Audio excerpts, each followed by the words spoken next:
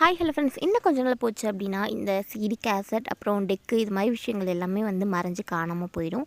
நான் வந்து சின்ன பிள்ளையாக இருக்கும்போது பார்த்திங்கன்னா இது மாதிரி கேசட் வந்து போட்டு சிடியில் பாட்டு போட்டு பாட்டும் கேட்போம், அதே மாதிரி படமும் வந்து நிறையா வந்து பார்ப்போம். ஸோ வந்து சின்ன பிள்ளையாக இருக்கும்போது நானும் என்னோடய தம்பி இது மாதிரி கேசட் போட்டாங்க அப்படின்னா ஜாலியாக போய் டான்ஸ்லாம் ஆடிட்டு ரொம்ப ஜாலியாக என்ஜாய்லாம் வந்து பண்ணியிருக்கோம். ஆனால் இப்போ இருக்க ஜென்ரேஷனில் இருக்க பிள்ளைங்களாம் ஒரு ஃபோன் இருந்தாலே போதும்.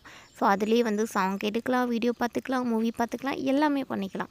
ஆனால் அந்த காலத்துலலாம் நமக்கு இந்த சிடி கேசட் அப்படிங்கிறதே ஒரு பெரிய விஷயமா இருந்துச்சு.